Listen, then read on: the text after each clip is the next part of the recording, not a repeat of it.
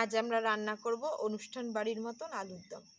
আজকে আমরা আলুর দম করার জন্য নিয়ে নিয়েছি এখানে 1 কিলো আলু, এখানে 250 গ্রাম মতন পেঁয়াজ আছে, 2টো বড় সাইজের টমেটো, এখানে আদা আছে 25 গ্রাম মতন, রসুন আছে 25 গ্রাম মতন।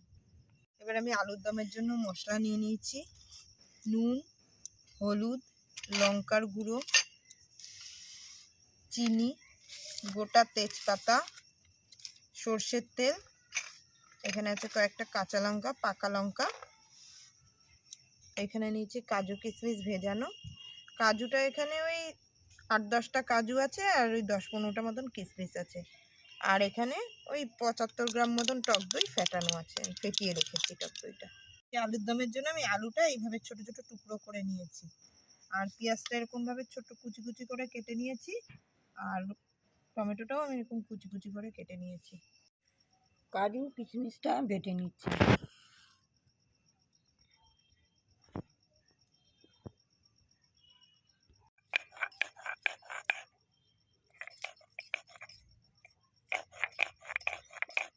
কাজু কিশমিশটা বাটা হয়ে গেছে, এবার আদা রসুনটা বেটে নেব। আমার কড়াইটা গরম হয়ে গেছে, আমি তেল দিয়ে দিচ্ছি। আলুটা ভেজে নেব। আলুটা আমি সেদ্ধ করে করব না, আলুটা ভেজে নিয়ে আমি আলুর দমটা করব।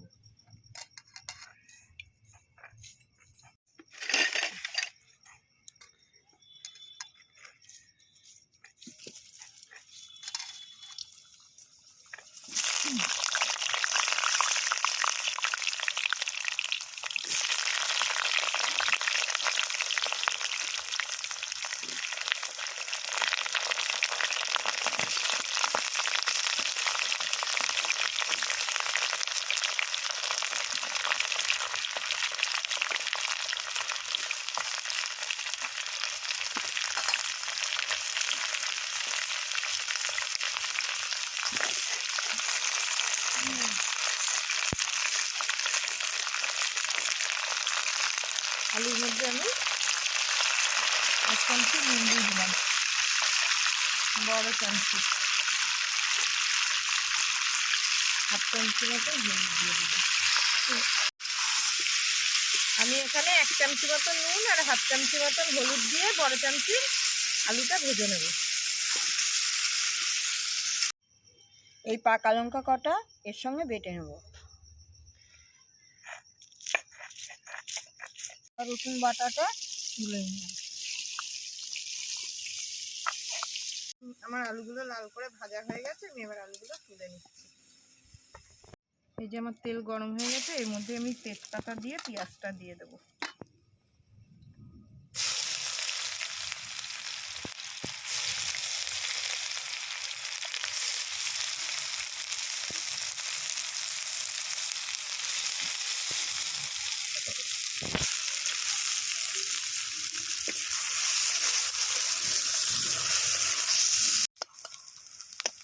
পেঁয়াজটা ভাজা হয়ে এসছে অর্ধেকটা, এর মধ্যে আমি টমেটোগুলো দিয়ে দেবো।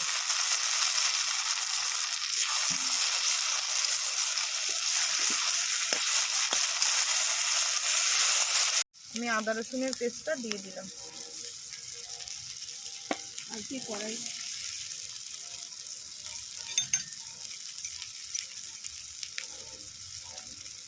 1 চামচি মতো 1.5 চামচি মতো নুন দিলাম।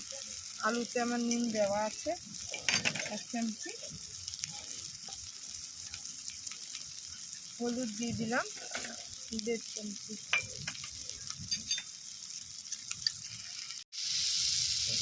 এবার লঙ্কার গুঁড়ো 1 চামচি মতন দিয়ে দিলাম। আমার তো 4-5টা পাকা লঙ্কা বাটা আছে, তাই আমি লঙ্কার গুঁড়োটা একটু কম দিলাম। এবার আমি টক দইটা দিয়ে দেব। টক দই ও কাজু কিশমিশটা দিয়ে এবার আমি আবার নাড়াতে থাকবো। কাজু কিশমিশের পেস্টটাও আমি দিয়ে দিলাম। এবার দেখুন রঙটা কি সুন্দর পাল্টে গেল, টক দই আর কাজু কিশমিশ দেওয়া আছে। আমি এটা দেখুন 10-15 মিনিট ধরে কষিয়ে নিয়েছি। এবার আদা রসুনের যে কাঁচা গন্ধটা সেটা চলে গেছে। এবার এর মধ্যে আমি একটু হালকা জল দেবো, দিয়ে আবার কষাবো।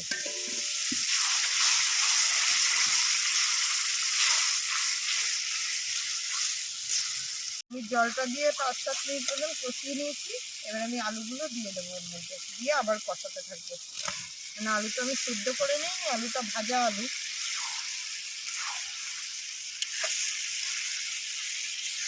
এখানে আমার বড় চামচের 2 চামচ মতন চিনি ছিল, আমি দিয়ে দিলাম।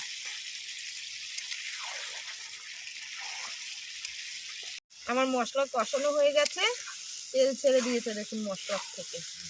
এবার আমি জল দিয়ে দেব।